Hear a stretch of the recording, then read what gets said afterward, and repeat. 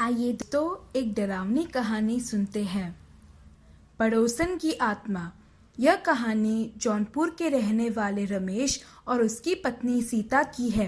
वे दोनों की अभी अभी शादी हुई थी और वे दोनों एक घर खरीदने का फैसला करते हैं। उस शहर में घर बहुत महंगे थे और छोटे भी। उनको उनके बजट वाले घर ढूंढने में बहुत तकलीफ हो रही थी।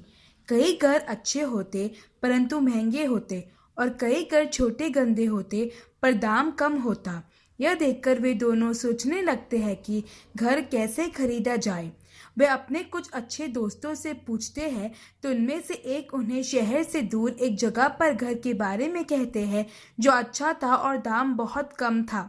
वे दोनों यह सुनकर खुश हो जाते हैं और घर के मालिक से मुलाकात करते हैं।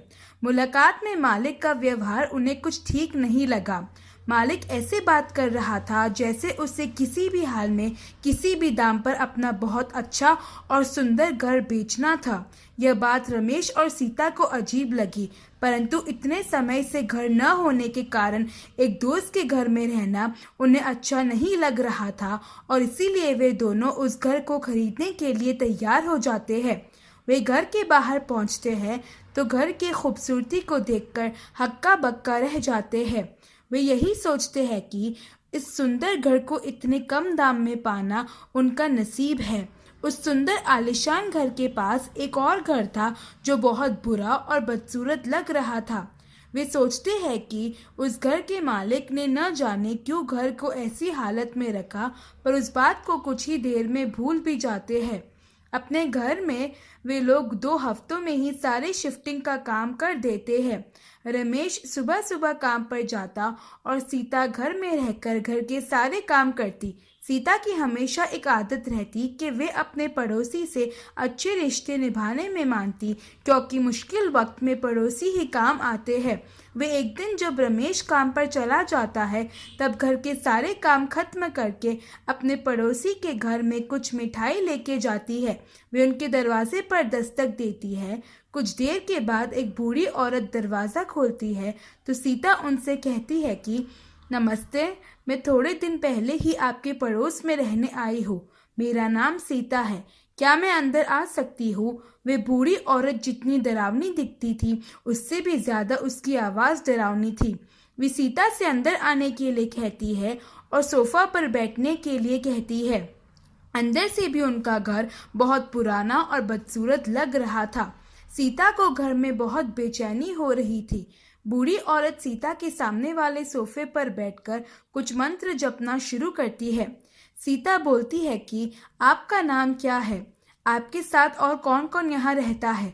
बूढ़ी औरत मंत्र जपना छोड़ती है और अपने आंखें सीता की ओर धीरे से उठाकर बोलती है कि मैं अकेली रहती हूँ, मेरा कोई नहीं। मेरे दोनों बेटे शादी करके विदेश में बस गए हैं। उन्हें मेरी याद नहीं आती। कई साल हुए ऐसे अकेले रहने में। सीता पूछती है कि आपके पति कहाँ हैं? तो वे जवाब देती है कि मेरे पति को गुजरे कई साल हो गए हैं। सीता को यह सुनकर उन पर तरस आता है और उन्हें कहती है कि आपको जब भी अकेलापन महसूस हो आप बेझिझक हमारे घर आ जाना, हम बहुत सारी बातें करेंगे। बूढ़ी औरत बोलती है कि इस अकेलेपन की ऐसी आदत लग गई है कि किसी के साथ रहना अब अच्छा नहीं लगता, तुम अब यहाँ से जा सकती हो। सीता यह बात सुनकर वहां से अपने घर चले जाती है। अपने घर पहुंचने के बाद कुछ देर तक वे उस औरत के बारे में सोचती है और अपने पति से भी बात करती है। उसका पति औरत की उम्र को देखकर वे बात को भूल जाता है और अपनी पत्नी को भी ज्यादा सोचने के लिए मना करता है। एक दिन जब सीता घर में अकेली काम कर रही थी तब वे अपने दरवाजे पर एक दस्तक सुनती है। वे दरवाज़ा खोलती है तो उसे कोई नहीं दिखता। वे घर से बाहर निकलती है, यहाँ वहाँ देखती है जिसने दरवाज़ा खटखटाया हो, परंतु किसी को नहीं देखती। वे वापस घर के अंदर आ जाती है और दरवाज़ा बंद कर देती है। जैसे ही वे पीछे मुड़ती है वे अपने पड़ोस में रहने वाली उसी बूढ़ी औरत को देखती है। वे पूछती है कि आप अंदर कैसे आए? उतने में तो बूढ़ी औरत सीता का गला दबाना शुरू करती है। सीता जोर जोर से चिल्लाती है और घर के दरवाजों को खोलकर किसी तरह अपने पास पड़ा एक फूल के गमले को हाथ में लेती है और औरत के सिर पर मारती है। इस कारण औरत सीता के गले को छोड़ देती है और सीता बूढ़ी औरत को घर से बाहर निकालने में सफल रहती है। इस घटना से सीता बहुत घबरा जाती है और अपने पति को फोन लगाकर सारी घटना बोलती है। तो रमेश उसे घर के सारे दरवाजे बंद करने के लिए कहता है और जब तक वे न आए तब तक घर से बाहर न निकलने के लिए कहता है। सीता वैसा ही करती है और अपने पति के आने का इंतजार करती है। रात को जब रमेश घर लौट रहा था तब जोर से बारिश हो रही थी और बिजली भी कड़क रही थी। रमेश की गाड़ी बीच रास्ते पर बंद हो जाती है जहां सन्नाटा था और कोई दुकानें भी नहीं थी। उस रास्ते से रमेश का घर बहुत दूर था, इसीलिए वे चल के घर जाता है। रास्ते में उसे एक औरत काली साड़ी में दिखती है। तेज बारिश में औरत को भीगा देख रमेश को उस पर दया आती है और उससे मदद करने के लिए उसके पास जाता है। रमेश औरत के पास जाकर उससे सहायता देने के लिए कहता है तो औरत पीछे मुड़ती है और रमेश देखता है कि वही पड़ोस की बूढ़ी औरत है। रमेश बूढ़ी औरत को घर जाने के लिए कहता है तो वह बूढ़ी औरत रमेश का गला दबाना शुरू करती है। रमेश घबराकर औरत के पकड़ से अपने आप को छुड़ाता है और अपने घर के ओर भागने लगता है। घर पहुंचकर अपनी बीवी से सारी घटना के बारे में कहता है तो सीता भी डर जाती है क्योंकि उन दोनों पर उस औरत ने जानलेवा हमला किया था। वे दोनों इस बात के बारे में पुलिस के पास कंप्लेंट लिखाने जाते हैं और अपने घर से निकलते हैं। तभी वे दोनों एक आदमी को उस घर में जाते देखते हैं। वे दोनों उस आदमी के पास जाकर उसे घर में न जाने के लिए कहते हैं। तो आदमी बोलता है कि आप कौन हैं और मुझे अपने घर में जाने के लिए क्यों रोक रहे हैं।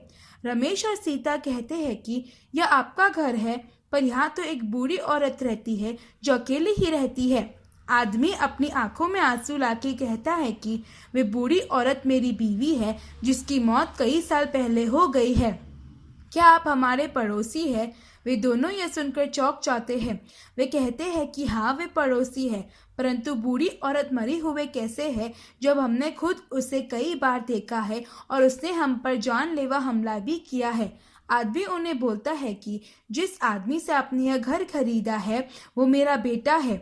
मेरे बीवी के मौत का जिम्मेदार मेरा बेटा है।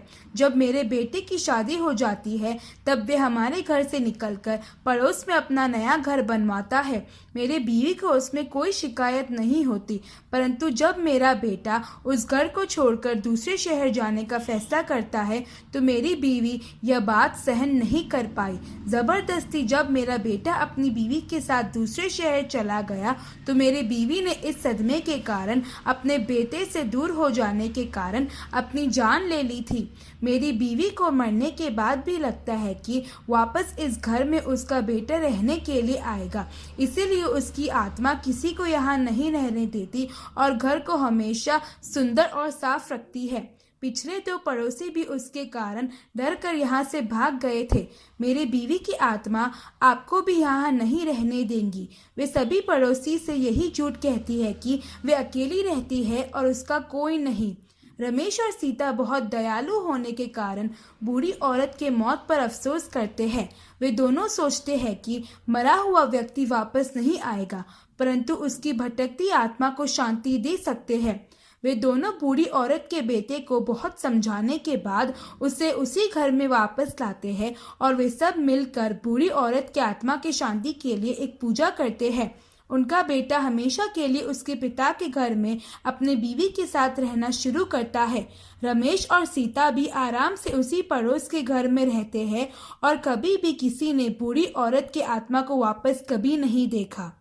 तो दोस्तों, इस कहानी से हम यह सीखते हैं कि किसी भी नए घर को खरीदने से पहले उसकी अच्छे से जांच करानी चाहिए और कम दाम में मिलने वाली हर चीज़ अच्छी नहीं होती।